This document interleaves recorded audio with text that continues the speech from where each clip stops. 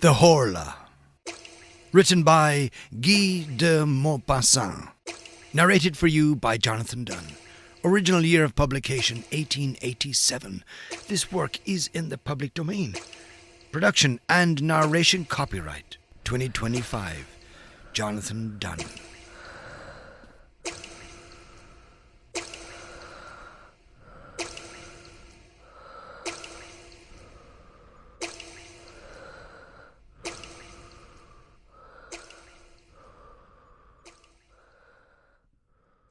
May 8th. What a lovely day. I have spent all the morning lying on the grass in front of my house, under the enormous plantain tree which covers and shades and shelters the whole of it. I like this part of the country. I am fond of living here, because I am attached to it by deep roots. The profound and delicate roots which attach a man to the soil on which his ancestors were born and died, to their traditions, their usages, their food, the local expressions, the peculiar language of the peasants, the smell of the soil, the hamlets, and to the atmosphere itself. I love the house in which I grew up. From my windows I can see the Seine, which flows by the side of my garden, on the other side of the road. Almost through my grounds, the great and wide Seine, which goes to Rouen and Havre, and which is covered with boats passing to and fro. On the left, down yonder, lies Rouen, populous Rouen, with its blue roofs massing under pointed Gothic towers. Innumerable are they, delicate or broad, dominated by the spire of the cathedral, full of bells which sound through the blue air on fine mornings, sending their sweet and distant iron clang to me, their metallic sounds, now stronger and now weaker, according as the wind is strong or light. What a delicious morning it was! About 11 o'clock, a long line of boats drawn by a steam tug, as big a fly, and which scarcely puffed while emitting its thick smoke, passed my gate. After two schooners, whose red flags fluttered toward the sky, there came a magnificent Brazilian three-master. It was perfectly white and wonderfully clean and shining. I saluted it. I hardly know why, except that the sight of the vessel gave me great pleasure. May 12th. I have had a slight feverish attack for the last few days, and I feel ill, or rather, I feel low-spirited. Whence come those mysterious influences which change our happiness into discouragement, and our self-confidence into diffidence? One might almost say that the air, the invisible air, is full of unknowable forces, whose mysterious presence we have to endure. I wake up in the best of spirits, with an inclination to sing in my heart. Why? I go down by the side of the river, and suddenly, after walking a short distance, I return home wretched, as if some misfortune were awaiting me there. Why? Is it a cold shiver which, passing over my skin, has upset my nerves and given me a fit of low spirits? In the form of the clouds, or the tints of the sky, or the colours of the surrounding objects which are so changeable, which have troubled my thoughts as they passed before my eyes? Who can tell? Everything that surrounds us, everything that we see without looking at it, everything that we touch without knowing it, everything that we handle without feeling it, everything that we meet without clearly distinguishing it, has a rapid, surprising, and inexplicable effect upon us, and upon our organs, and through them on our ideas, and on our being itself. How profound that mystery of the invisible is! We cannot fathom it with our miserable senses. Our eyes are unable to perceive what is either too small or too great, too near to or too far from us. We can see neither the inhabitants of a star nor of a drop of water. Our ears deceive us.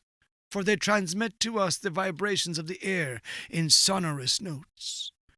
Our senses are fairies who work the miracle of changing that movement into noise, and by that metamorphosis give birth to music, which makes the mute agitation of nature a harmony. So with our sense of smell, which is weaker than that of a dog, and so with our sense of taste, which can scarcely distinguish the age of a wine. Oh, if we only had other organs which could work other miracles in our favour, what a number of fresh things we might discover around us. May 16th. I am ill, decidedly. I was so well last month. I am feverish, horribly feverish. Or rather, I am in a state of feverish enervation, which makes my mind suffer as much as my body. I have without ceasing the horrible sensation of some danger threatening me, the apprehension of some coming misfortune or of approaching death, a presentiment, which is no doubt an attack of some illness still unnamed, which germinates in the flesh and in the blood. May 18th. I have just come from consulting my medical man, for I can no longer get any sleep. He found that my pulse was high, my eyes dilated, my nerves highly strung, but no alarming symptoms. I must have a course of shower baths and of bromide of potassium. May 25th. No change.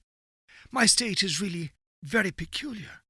As the evening comes on, an incomprehensible feeling of disquietude seizes me, just as if night conceals some terrible menace toward me. I dine quickly, and then try to read, but I do not understand the words, and can scarcely distinguish the letters. Then I walk up and down my drawing-room, oppressed by a feeling of confused and irresistible fear, a fear of sleep and a fear of my bed. About 10 o'clock I go up to my room. As soon as I have entered, I lock and bolt the door. I am frightened. Of what? Up till the present time I have been frightened of nothing. I open my cupboards and look under my bed. I listen. To what?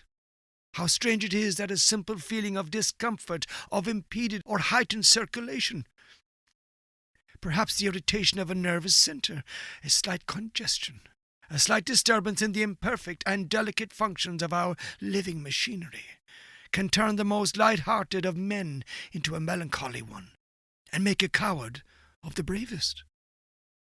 Then I go to bed, and I wait for sleep, as a man might wait for the executioner. I wait for its coming with dread, and my heart beats and my legs tremble, while my whole body shivers beneath the warmth of the bedclothes until the moment when I suddenly fall asleep, as a man throws himself into a pool of stagnant water in order to drown. I do not feel this perfidious sleep coming over me as I used to, but a sleep which is close to me and watching me, which is going to seize me by the hand, to close my eyes and annihilate me. I sleep a long time, 2 or 3 hours perhaps. Then a dream, no, a nightmare, lays hold on me. I feel that I am in bed and asleep. I feel it and I know it, and I feel also that somebody is coming close to me, is looking at me, touching me, is getting onto my bed, is kneeling on my chest, is taking my neck between his hands and squeezing it with all his might in order to strangle me. I struggle, bound by that terrible powerlessness which paralyzes us in our dreams. I try to cry out, but I cannot. I want to move, but I cannot. I try with the most violent efforts and out of breath to turn over and throw off this being which is crushing and suffocating me. I cannot. And then suddenly I wake up, shaken and bathed in perspiration. I light a candle and find that I am alone. And after that crisis which occurs every night, I at length fall asleep and slumber tranquilly till morning. June 2nd. My state has grown worse. What is the matter with me? The bromide does me no good, and the shower baths have no effect whatever. Sometimes, in order to tire myself out, though I am fatigued enough already, I go for a walk in the forest of Rumel. I used to think at first that the fresh light and soft air, impregnated with the odour of herbs and leaves, would instill new life into my veins and impart fresh energy to my heart. One day I turned into a broad ride in the wood, and then I diverged toward La Bouille through a narrow path, between two rows of exceedingly tall trees which placed a thick, green, almost black roof between the sky and me. A sudden shiver ran through me, not a cold shiver, but a shiver of agony, and so I hastened my steps, uneasy at being alone in the wood, frightened stupidly and without reason at the profound solitude. Suddenly, it seemed as if I were being followed, that somebody was walking at my heels, close, quite close to me, near enough to touch me. I turned round suddenly, but I was alone. I saw nothing behind me except the straight, broad ride, empty and bordered by high trees, horribly empty. And the other side also it extended until it was lost in the distance, and looked just the same, terrible. I closed my eyes. Why? And then I began to turn round on one heel very quickly, just like a top. I nearly fell down and opened my eyes. The trees were dancing around me and the earth heaved. I was obliged to sit down. Then, I no longer remembered how I had come. What a strange idea! What a strange, strange idea! I did not the least know. I started off to the right, and got back into the avenue which had led me into the middle of the forest. June 3rd. I have had a terrible night. I shall go away for a few weeks, for no doubt a journey will set me up again. July 2nd. I have come back, quite cured, and have had a most delightful trip into the bargain. I have been to Mont Saint-Michel, which I had not seen before. What a sight, when one arrives as I did, at Avranches, toward the end of the day. The town stands on a hill, and I was taken into the public garden at the extremity of the town. I uttered a cry of astonishment. An extraordinarily large bay lay extended before me, as far as my eyes could reach, between two hills which were lost to sight in the mist. And in the middle of this immense yellow bay, under a clear golden sky, a peculiar hill rose up, sombre and pointed in the midst of the sand. The sun had just disappeared, and under the still flaming sky stood out the outline of that fantastic rock which bears on its summit a picturesque monument. At daybreak I went into it. The tide was low, as it had been the night before, and I saw that wonderful abbey rise up before me as I approached it. After several hours' walking, I reached the enormous mass of rock which supports the little town, dominated by the great church. Having climbed the steep and narrow street, I entered the most wonderful Gothic building that has ever been erected to God on earth, large as a town and full of low rooms which seem buried beneath vaulted roofs, and of lofty galleries supported by delicate columns. I entered this gigantic granite jewel, which is as light in its effect as a bit of lace, and is covered with towers, with slender belfries to which spiral staircases ascend. The flying buttresses raise strange heads that bristle with chimeras, with devils, with fantastic animals, with monstrous flowers, are joined together by finely carved arches to the blue sky by day and to the black sky by night. When I had reached the summit, I said to the monk who accompanied me,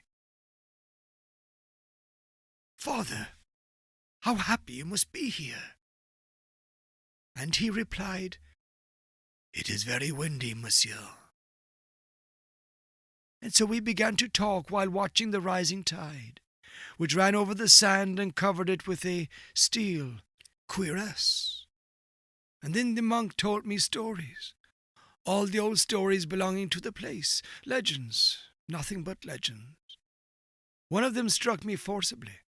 The country people, whose belonging to the Mornay, declared that at night one can hear talking going on in the sand, and also that two goats bleat, one with a strong, the other with a weak voice. Incredulous people declare that it is nothing but the screaming of the seabirds, which occasionally resembles bleatings, and occasionally human lamentations. But belated fishermen swear that they have met an old shepherd, whose cloak-covered head they can never see, wandering on the sand, between two tides, round the little town placed so far out of the world. They declare he is guiding and walking before a he-goat, with a man's face, and a she-goat with a woman's face, both with white hair, who talk incessantly, quarrelling in a strange language, and then suddenly cease talking in order to bleat with all their might. Do you believe it? I asked the monk. I scarcely know, he replied. And I continued, if there are other beings besides ourselves on this earth, how comes it that we have not known it for so long a time? Or how is it that I have not seen them? He replied, do we see the 100,000th part of what exists? Look here. There is the wind, which is the strongest force in nature. It knocks down men and blows down buildings, uproots trees, raises the sea into mountains of water, destroys cliffs, and casts great ships onto the breakers. It kills, it whistles, it sighs, it roars. But have you ever seen it? And can you see it? Yet it exists for all that. I was silent before this simple reasoning. That man was a philosopher, or perhaps a fool. I could not say which exactly, so I held my tongue. What he had said had often been in my own thoughts. July 3rd. I have slept badly. Certainly there is some feverish influence here, for my coachman is suffering in the same way as I am. When I went back home yesterday, I noticed his singular paleness, and I asked him, what is the matter with you, Jean? The matter is that I never get any rest, and my nights devour my days. Since your departure, monsieur, there has been a spell over me. However, the other servants are all well, but I am very frightened of having another attack myself. July 4th. I'm decidedly taken again, for my old nightmares have returned. Last night I felt somebody leaning on me who was sucking my life from between my lips with his mouth. Yet he was sucking it out of my neck like a leech would have done. Then he got up, satiated, and I woke up so beaten, crushed, and annihilated that I could not move. If this continues for a few days, I shall certainly go away again. July 5th. Have I lost my reason? What has happened? What I saw last night is so strange that my head wanders when I think of it. As I do now every evening, I had locked my door. Then, being thirsty, I drank half a glass of water, and I accidentally noticed that the water bottle was full up to the cut-glass stopper. Then I went to bed and fell into one of my terrible sleeps, from which I was aroused in about 2 hours by a still more terrible shock. Picture to yourself a sleeping man who is being murdered, who wakes up with a knife in his chest, a gargling in his throat, is covered with blood, can no longer breathe, is going to die, and does not understand anything at all about it.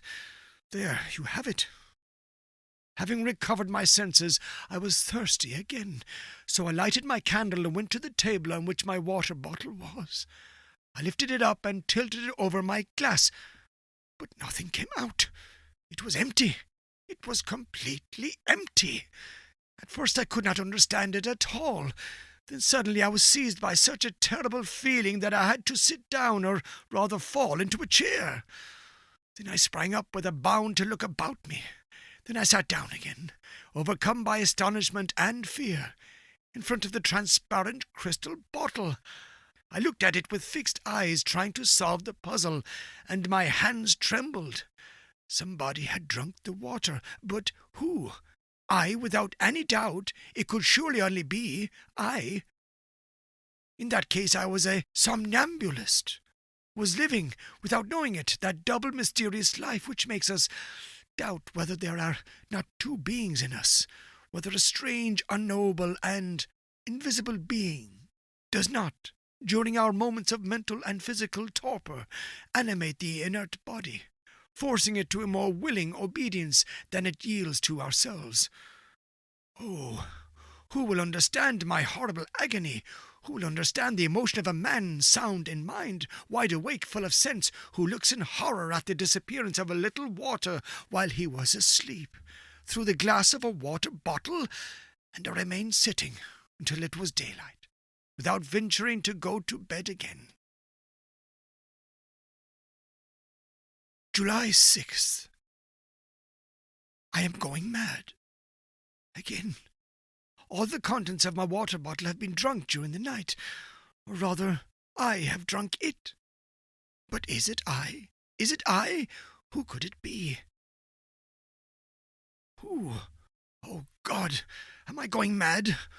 Who will save me? July 10th. I have just been through some surprising ordeals. Undoubtedly I must be mad, and yet... On July 6th, before going to bed, I put some wine, milk, water, bread, and strawberries on my table. Somebody drank. I drank. All the water and a little of the milk, but neither of the wine nor the bread nor the strawberries were touched.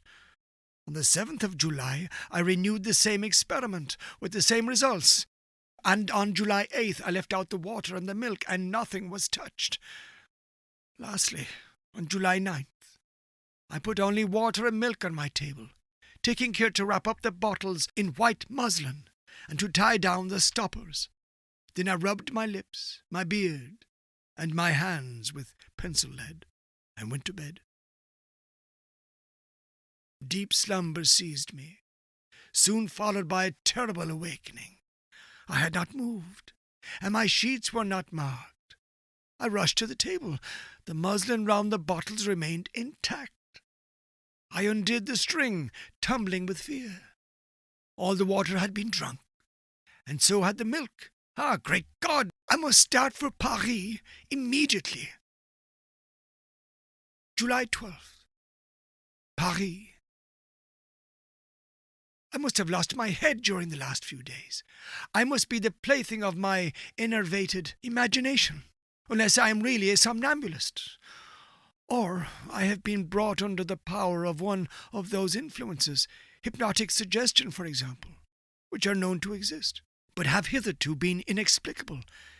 In any case, my mental state bordered on madness, and 24 hours of Paris sufficed to restore me to my equilibrium.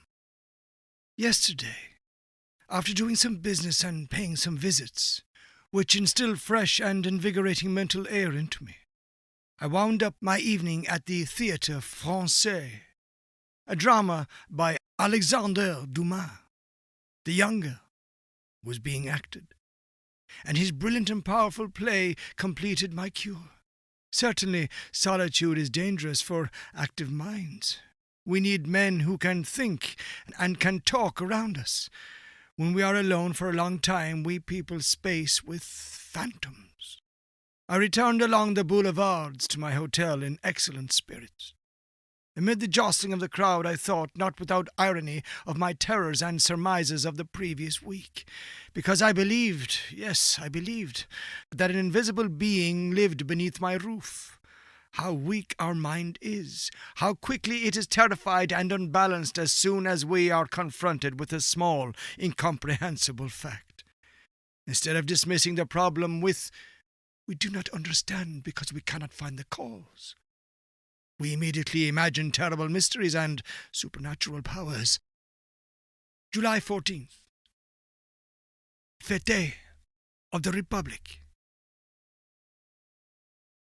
I walked through the streets, and the crackers and flags amuse me like a child. Still, it is very foolish to make merry on a set date by government decree.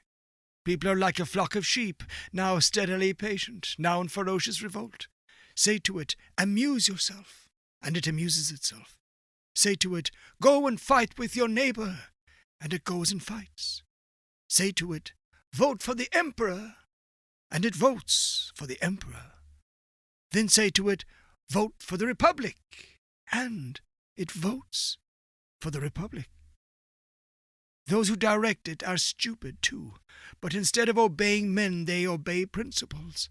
A course which can only be foolish, ineffective, and false, for the very reason that principles are ideas which are considered as certain and unchangeable.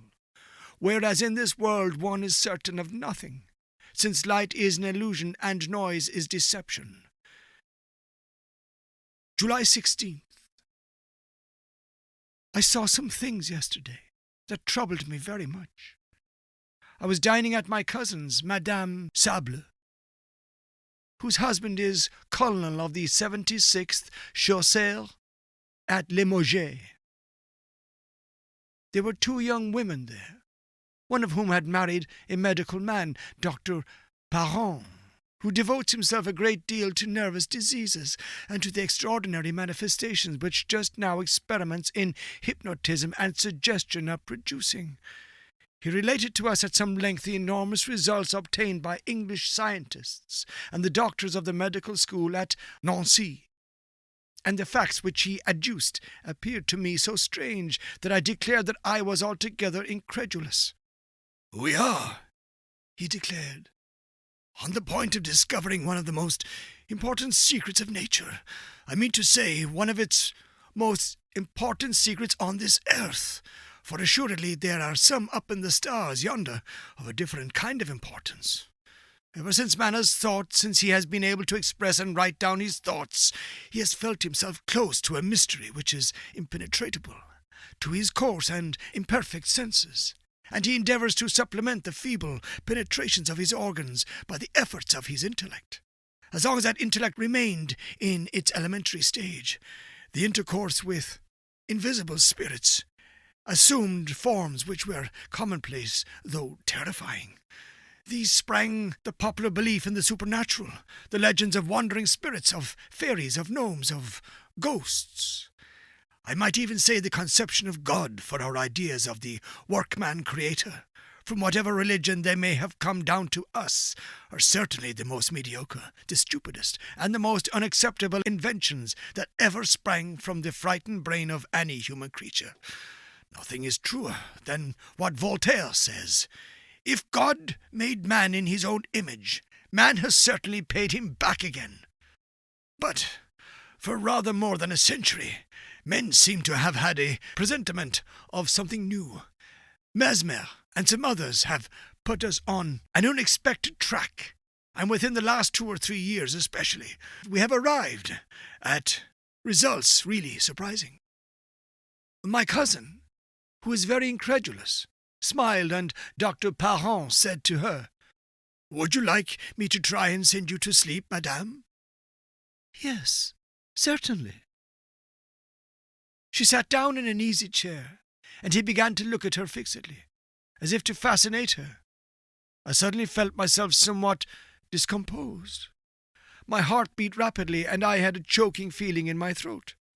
I saw that Madame Sable's eyes were growing heavy. Her mouth twitched, and her bosom heaved, and at the end of 10 minutes she was asleep. "Go behind her," the doctor said to me. So I took a seat behind her. He put a visiting card into her hands and said to her, "This is a looking-glass. What do you see in it?" She replied, "I see my cousin." "What is he doing?" "He is twisting his moustache." "And now?" He is taking a photograph out of his pocket. Whose photograph is it? His own. That was true, for the photograph had been given me that same evening at the hotel. What is his attitude in this portrait? He is standing up with his hat in his hand. She saw these things in that card, in that piece of white pasteboard, as if she had seen them in a looking-glass. The young women were frightened and exclaimed, "That is quite enough, quite enough." But the doctor said to her, authoritatively, "You will get up at 8 o'clock tomorrow morning. Then you will go and call on your cousin at his hotel and ask him to lend you the 5,000 francs which your husband asks of you, and which he will ask for when he sets out on his coming journey." Then he woke her up. On returning to my hotel, I thought over this curious séance, and I was assailed by doubts, not as to my cousin's absolute and undoubted good faith, for I had known her as well as if she had been my own sister, ever since she was a child, but as to a possible trick on the doctor's part. Had not he, perhaps, kept a glass hidden in his hand, which he showed to the young woman in her sleep at the same time as he did the card? Professional conjurers do things which are just as singular. However, I went to bed, and this morning at about 8:30 I was wakened by my footman, who said to me, "Madame Sablé is asked to see you immediately, monsieur." I dressed hastily and went to her. She sat down in some agitation, with her eyes on the floor, and, without raising her veil, said to me, "I am going to ask a great favour of you." "What is it, cousin?" "I do not like to tell you, and yet I must. I am in absolute want of 5,000 francs. "What? You?" "Yes, or rather my husband, who has asked me to procure them for him." I was so stupefied that I hesitated to answer. I asked myself whether she had not really been making fun of me with Dr. Parent, if it were not merely a very well-acted farce, which had been got up beforehand. On looking at her attentively, however, my doubts disappeared. She was trembling with grief, so painful was this step to her, and I was sure that her throat was full of sobs. I knew that she was very rich, so I continued. "What? Has not your husband 5,000 francs at his disposal? Come, think. Are you sure that he commissioned you to ask me for them?" She hesitated for a few seconds, as if she were making a great effort to search her memory, and then she replied, Yes, I am quite sure of it." "He has written to you?" She hesitated again and reflected, and I guessed the torture of her thoughts. She did not know. She only knew that she was to borrow 5,000 francs of me for her husband. So she told a lie. "Yes, he has written to me." "When, pray? You did not mention it to me yesterday." "I received his letter this morning." "Can you show it to me?" No, it contained private matters, things too personal to ourselves. I burnt it." "So your husband runs into debt?" She hesitated again, and then murmured, "I do not know." Thereupon I said bluntly, "I have not 5,000 francs at my disposal at this moment, my dear cousin." She uttered a cry as if she were in pain, and said, Oh, I beseech you to get them for me." She got so excited and clasped her hands, as if she were praying to me. I heard her voice change its tone. She wept and sobbed, harassed and dominated by the irresistible order that she had received. Oh, I beg you to. If you knew what I am suffering, I want them today." I had pity on her. You shall have them by and by, I swear to you." "Oh, thank you, thank you. How kind you are." I continued. "Do you remember what took place at your house last night?" "Yes." "Do you remember that Dr. Parent sent you to sleep?" "Yes."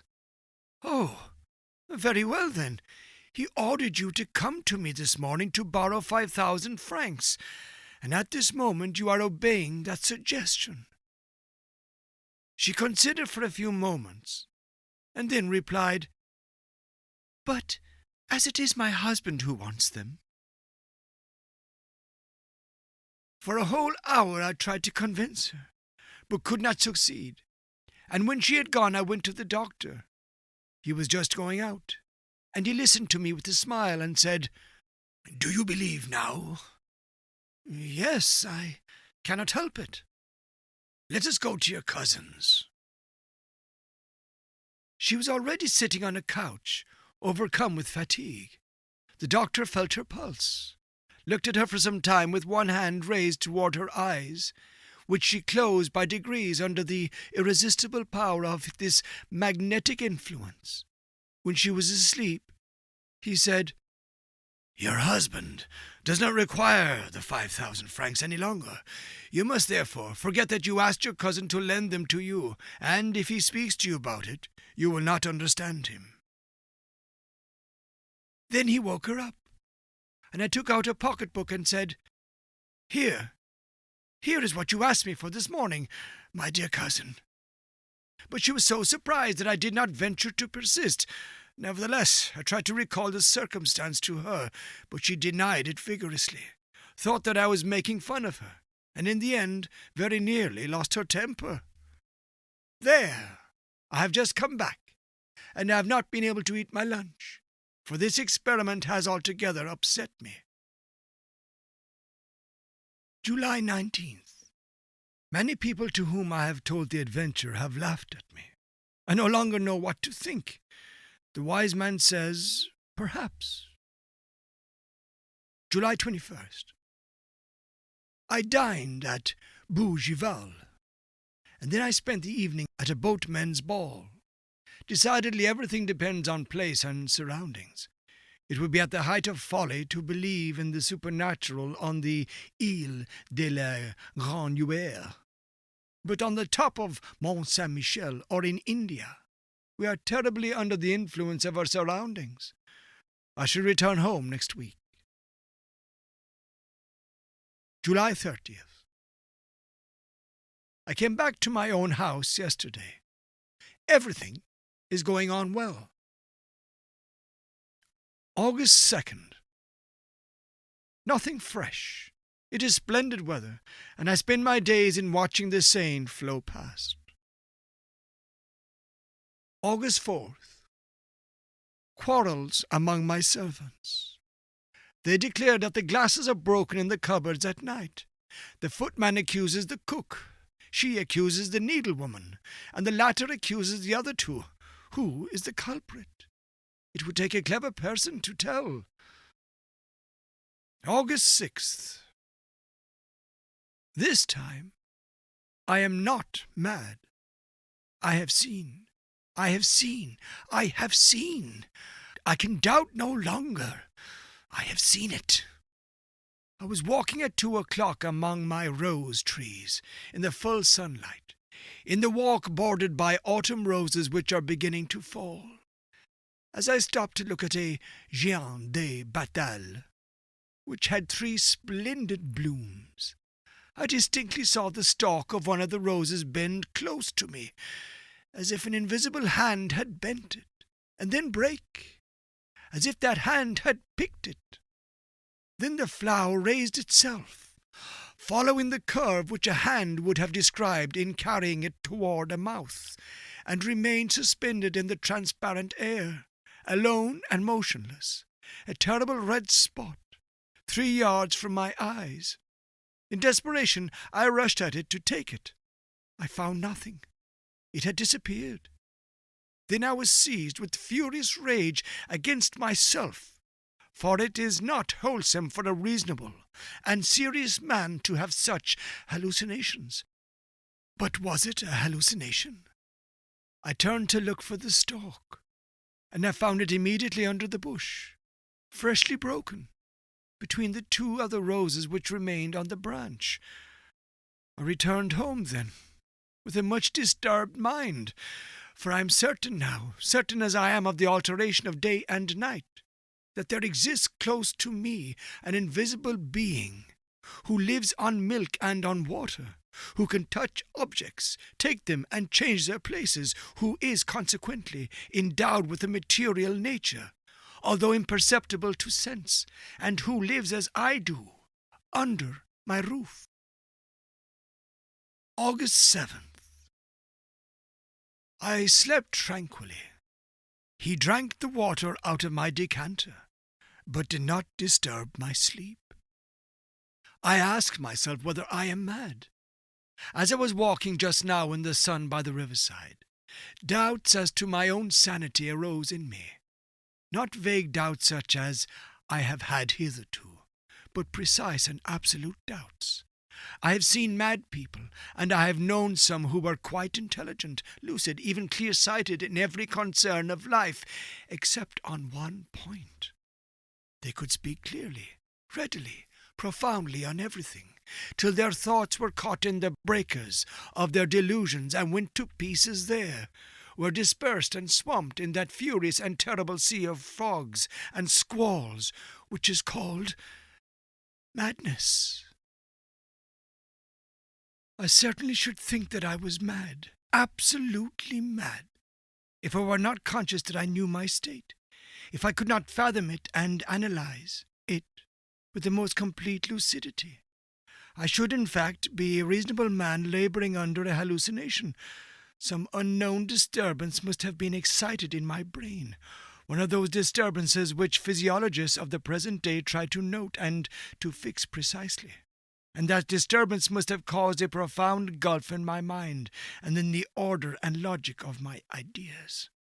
Similar phenomena occurred in dreams, and lead us through the most unlikely of phantasmagoria, without causing us any surprise, because our verifying apparatus and our sense of control have gone to sleep, while our imaginative faculty wakes and works. Was it not possible that one of the imperceptible keys of the cerebral fingerboard had been paralyzed in me?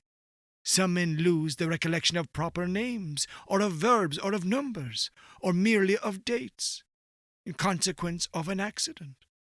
The localization of all the avenues of thought has been accomplished nowadays. What, then, would there be surprising in the fact that my faculty of controlling the unreality of certain hallucinations should be destroyed for the time being? I thought of all this as I walked by the side of the water. The sun was shining brightly on the river and made earth delightful, while it filled me with love for life, for the swallows, whose swift agility is always delightful in my eyes, for the plants by the riverside, whose rustling is a pleasure to my ears. By degrees, however, an inexplicable feeling of discomfort seized me. It seemed to me as if some unknown force were numbing and stopping me, were preventing me from going further, and were calling me back. I felt that painful wish to return which comes on you when you have left a beloved invalid at home, and are seized by a presentiment that he is worse. I therefore returned despite of myself, feeling certain that I should find some bad news awaiting me, a letter or a telegram. There was nothing, however, and I was surprised and uneasy, more so than if I had had another fantastic vision. August 8th. I spent a terrible evening yesterday. He does not show himself any more, but I feel that he is near me, watching me, looking at me, penetrating me, dominating me, and more terrible to me when he hides himself thus than if he were to manifest his constant and invisible presence by supernatural phenomena. However, I slept. August 9th. Nothing, but I am afraid. August 10th. Nothing, but what will happen tomorrow? August 11th. Still nothing. I cannot stop at home with this fear hanging over me, and these thoughts in my mind. I shall go away. August 12th. 10 o'clock at night. All day long I have been trying to get away, and have not been able. I contemplated a simple and easy act of liberty, a carriage ride to Rouen, and I have not been able to do it. What is the reason? August 13th. When one is attacked by certain maladies, the springs of our physical being seem broken, our energies destroyed, our muscles relaxed, our bones to be as soft as our flesh, and our blood as liquid as water. I am experiencing the same in my moral being, in a strange and distressing manner. I have no longer any strength, any courage, any self-control, nor even any power to set my own will in motion. I have no power left to will anything, but someone does it for me, and I obey. August 14th. I am lost. Somebody possesses my soul and governs it. Somebody orders all my acts, all my movements, all my thoughts. I am no longer master of myself. Nothing except an enslaved and terrified spectator of the things which I do. I wish to go out. I cannot. He does not wish to. And so I remain, trembling and distracted in the armchair in which he keeps me sitting. I merely wish to get up and to rouse myself, so as to think that I am still master of myself. I cannot. I am riveted to my chair, and my chair adheres to the floor in such a manner that no force of mine can move us. Then suddenly I must go to the foot of my garden to pick some strawberries and eat them, and I go there. I pick the strawberries and I eat them. Oh, my God, is there a God? If there be one, deliver me, save me, succor me. Pardon, pity, mercy, save me. Oh, what sufferings, what torture, what horror. August 15th. Certainly this is the way in which my poor cousin was possessed and swayed. When she came to borrow 5,000 francs of me, she was under the power of a strange will which had entered her, like another soul. A parasitic and ruling soul. Is the world coming to an end? But who is he? This invisible being that rules me, this unknowable being, this rover of a supernatural race. Invisible beings exist, then. How is it, then, that since the beginning of the world they have never manifested themselves in such a manner as they do to me? I have never read anything that resembles what goes on in my house. Oh, if I could only leave it, if I could only go away and flee, and never return, I should be saved. But I cannot. August 16th. I managed to escape today for 2 hours. Like a prisoner who finds the door of his dungeon accidentally open. I suddenly felt that I was free and that he was far away. And so I gave orders to put the horses in as quickly as possible, and I drove to Rouen. Oh, how delightful to be able to say to my coachman, "Go to Rouen." Then, as I was getting into my carriage, I intended to say, "To the railway station." But instead of this I did not speak, but I shouted in such a loud voice that all the passers-by turned round, "Home!" And I fell back onto the cushion of my carriage, overcome by mental agony. He had found me out and regained possession of me. August 17th. Oh, What a night! What a night! And yet it seems to me that I ought to rejoice. I read until 1 o'clock in the morning. Hierostaus, doctor of philosophy and theogony, wrote the history and the manifestation of all those invisible beings which hover around man, or of whom he dreams. He describes their origin, their domains, their power, but none of them resembles the one which haunts me. One might say that man, ever since he has thought, has had a foreboding and a fear of a new being, stronger than himself, his successor in this world, and that, feeling him near, and not being able to foretell the nature of the unseen one, he has, in his terror, created the whole race of hidden beings, vague phantoms, born of fear. Having therefore read until 1 o'clock in the morning, I went and sat down at the open window in order to cool my forehead and my thoughts in the calm night air. It was very pleasant and warm. How I should have enjoyed such a night formerly! There was no moon, but the stars darted out of their rays in the dark heavens. Who inhabits those worlds? What forms, what living beings, what animals are there yonder?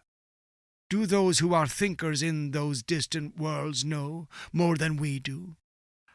What can they do more than we? What do they see which we do not? Will not one of them, some day or some other, traversing space, appear on our earth to conquer it, just as formerly the Norsemen crossed the sea in order to subjugate nations feebler than themselves? We are so weak, so powerless, so ignorant, so small, we who live on this particle of mud which revolves in liquid air. I fell asleep, dreaming thus in the cool night air, and then, having slept for about 3/4 of an hour, I opened my eyes without moving, awakened by an indescribably confused and strange sensation. At first I saw nothing, and then suddenly it appeared to me as if a page of the book, which had remained open on my table, turned over of its own accord. Not a breath of air come in at my window, and I was surprised and waited. In about 4 minutes I saw, with my own eyes, another page lift itself up and fall down on the others, as if a finger had turned it over. My armchair was empty, appeared empty, but I knew that he was there, he and sitting in my place, and that he was reading. With a furious bound, the bound of an enraged wild beast that wishes to disembowel its tamer, I crossed my room to seize him, to strangle him, to kill him. But before I could reach it, my chair fell over as if somebody had run away from me. My table rocked, my lamp fell and went out, and my window closed, as if some thief had been surprised and had fled out into the night, shutting it behind him. So he had run away. He had been afraid. He afraid of me. So tomorrow or later, some day or other, I should be able to hold him in my clutches and crush him against the ground. Do not dogs occasionally bite and strangle their masters? August 18th. I have been thinking the whole day long. Oh, yes, I will obey him, follow his impulses, fulfill all his wishes, show myself humble, submissive, a coward. He is the stronger. But an hour will come. August 19th. I know all. I have just read the following in the Revue du Monde Scientifique. A curious piece of news comes to us from Rio de Janeiro. Madness An epidemic of madness which may be compared to that contagious madness which attacked the people of Europe in the Middle Ages, is at this moment raging in the province of San Paulo.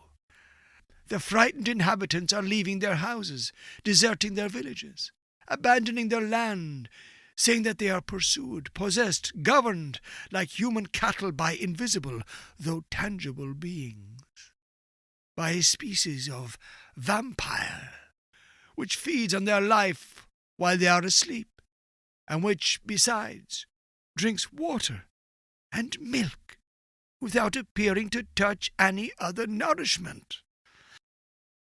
Professor Don Pedro Enrique, accompanied by several medical savants, has gone to the province of San Paulo in order to study the origin and the manifestations of this surprising madness on the spot, and to propose such measures to the emperor as may appear to him to be most fitted to restore the mad population to reason. I remember now that fine Brazilian three-master which passed in front of my windows as it was going up the Seine on the 8th of last May. I thought it looked so pretty, so white and bright. That being was on board of her, coming from there, where its race sprang from, and it saw me. It saw my house, which was also white, and he sprang from the ship onto the land. Oh, good heavens! Now I know. I can divine. The reign of man is over, and he has come. He whom disquieted priests exorcised, whom sorcerers evoked on dark nights, without seeing him appear. He to whom the imaginations of the transient masters of the world lent all the monstrous or graceful forms of gnomes, spirits, genii, fairies, and familiar spirits. After the coarse conceptions of primitive fear, men more enlightened gave him a truer form. Mesmer divined him, and 10 years ago physicians accurately discovered the nature of his power. Even before he exercised it himself, they played with that weapon of their new lord, the sway of a mysterious will over the human soul, which had become enslaved. They called it mesmerism, hypnotism, suggestion, I know not what. I have seen them diverting themselves like rash children with this horrible power. Woe to us! Woe to man! He has come, what does he call himself? I fancy that it is he shouting out his name to me, and I do not hear him. Yes, he is shouting it out. I am listening. I cannot repeat it. Horla! I have heard the Horla. It is he, the Horla. He has come. The vulture has eaten the pigeon. The wolf has eaten the lamb. The lion has devoured the sharp-horned buffalo. Man has killed the lion with an arrow, with a spear, with gunpowder. But the Horla will make of man what man has made of the horse and of the ox, his chattel, his slave, and his fool, by the mere power of his will. Woe to us! But nevertheless, sometimes the animal rebels and kills the man. Sometimes the animal rebels and kills the man who has subjugated it. I should also I shall be able to, but I must know him, touch him, see him. Learned men say that eyes of animals, as they differ from ours, do not distinguish as ours do. And my eye cannot distinguish this newcomer who is oppressing me. Why? Oh, now I remember the words of the monk at Mont Saint-Michel. Can we see the 100,000th part of what exists? Listen, there is the wind, which is the strongest force in nature.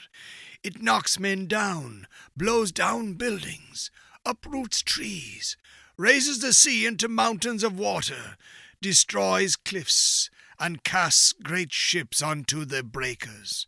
It kills, it whistles, it sighs, it roars. Have you ever seen it? And can you see it? It exists for all that, however.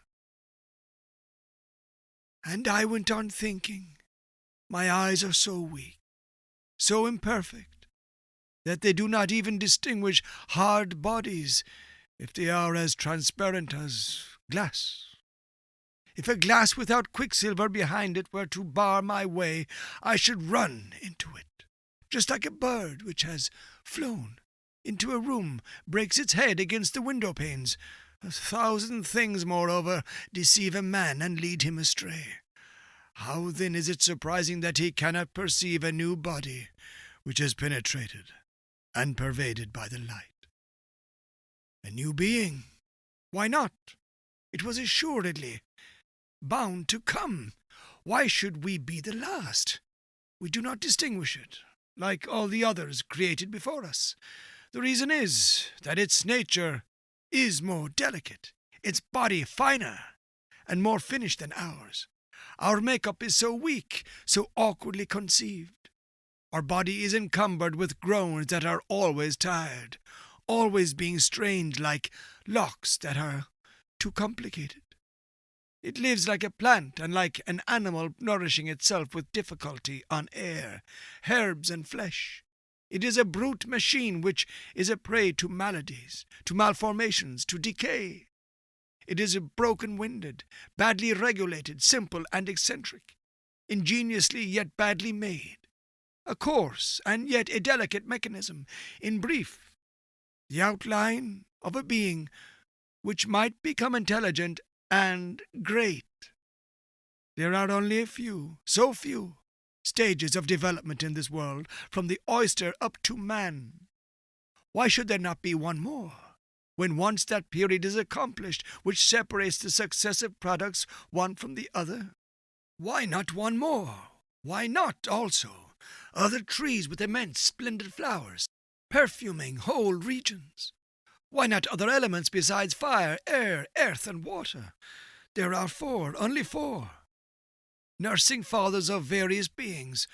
What a pity! Why should not there be 40, 400, 4,000? How poor everything is, how mean and wretched, grudgingly given, poorly invented, clumsily made. Ah, the elephant and the hippopotamus, what power!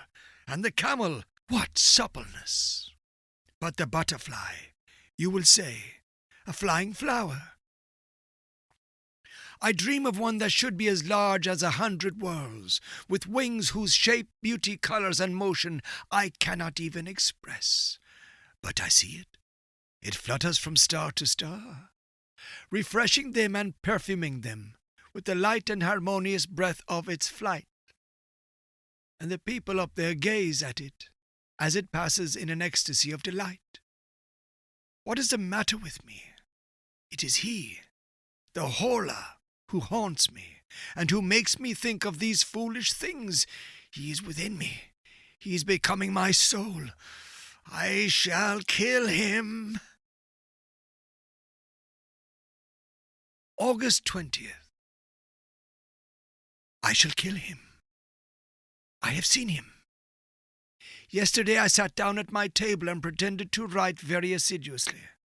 I knew quite well that he would come prowling round me, quite close to me, so close that I might perhaps be able to touch him, to seize him. And then I should have the strength of desperation. I should have my hands, my knees, my chest, my forehead, my teeth to strangle him, to crush him, to bite him, to tear him to pieces. And I watched for him with all my overexcited nerves. I had lighted my 2 lamps and the 8 wax candles on my mantelpiece, as if by this light I should discover him. My bed, my old oak bed with its columns, was opposite to me. On my right was the fireplace, on my left the door, which was carefully closed. After I had left it open for some time in order to attract him, behind me was a very high wardrobe with a looking-glass in it. which served me to dress by every day, and in which I was in the habit of inspecting myself from head to foot every time I passed it. So I pretended to be writing, in order to deceive him, for he also was watching me.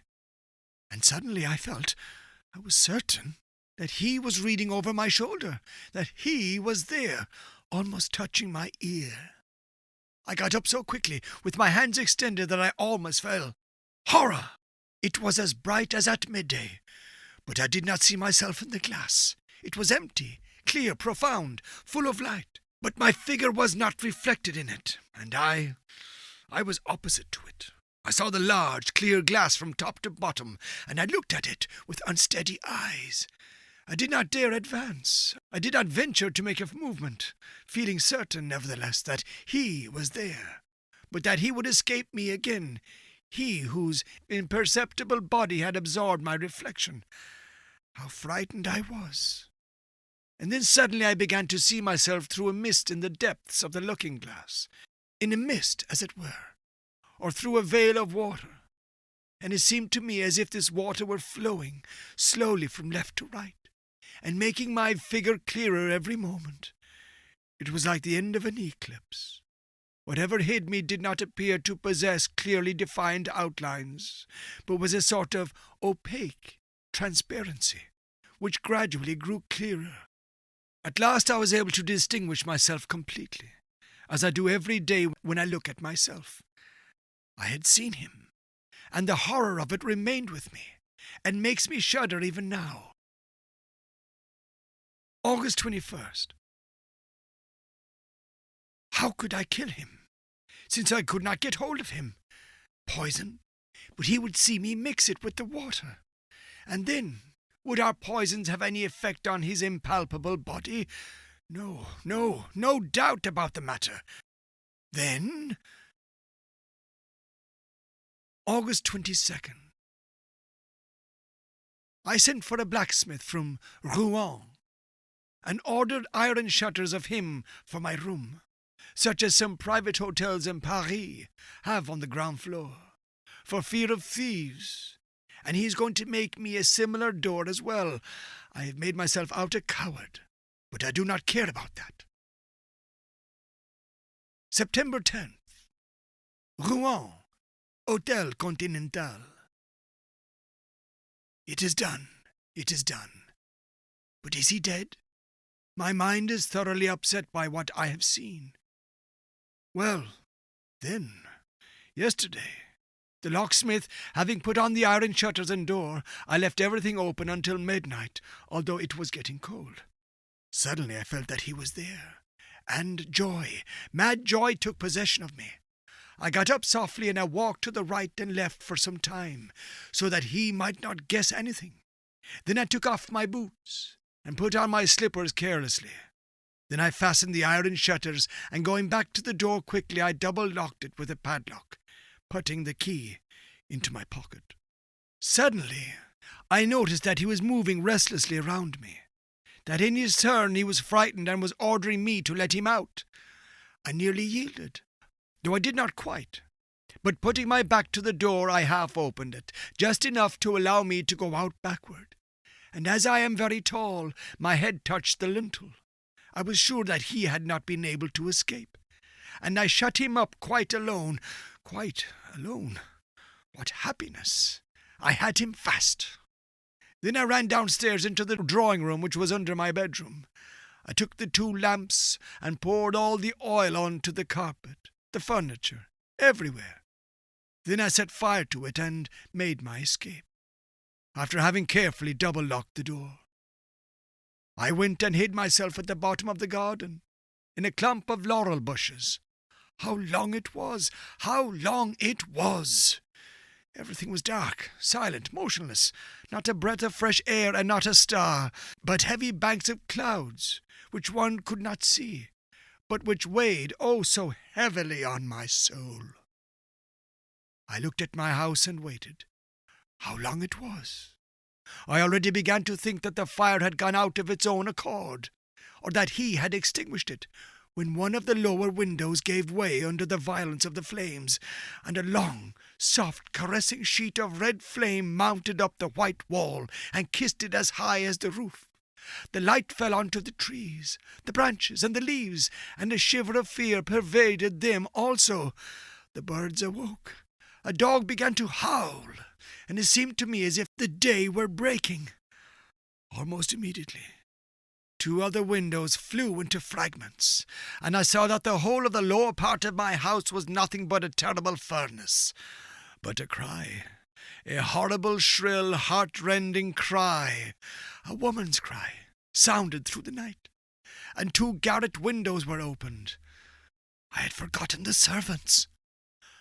I saw the terror-struck faces and the frantic waving of their arms. Then, overwhelmed with horror, I ran off to the village shouting, "Help! Help! Fire! Fire!"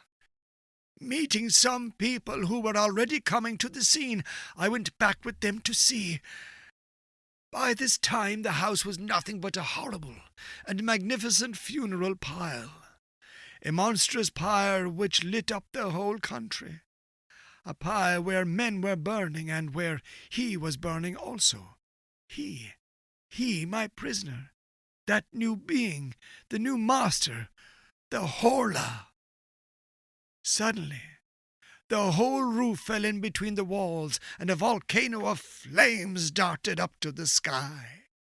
Through all the windows which opened onto that furnace, I saw the flames darting, and I reflected that he was there, in that kiln, dead.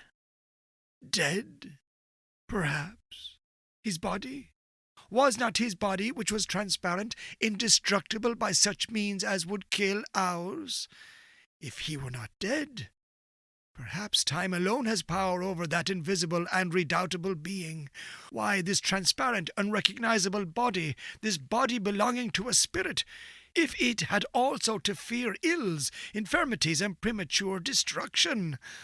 Premature destruction? All human terror springs from that. After man, the Horla. After him who can die every day, at any hour, at any moment, by any accident, he came. He was only to die at his own proper hour and minute, because he had touched the limits of his existence. No, there is no doubt about it. He is not dead.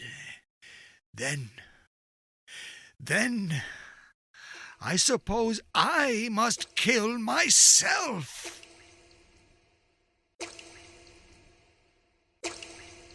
This has been The Horla, written by Guy de Maupassant, narrated for you by Jonathan Dunne. Original year of publication, 1887. This work is in the public domain. Production and narration copyright, 2025. Jonathan Dunne.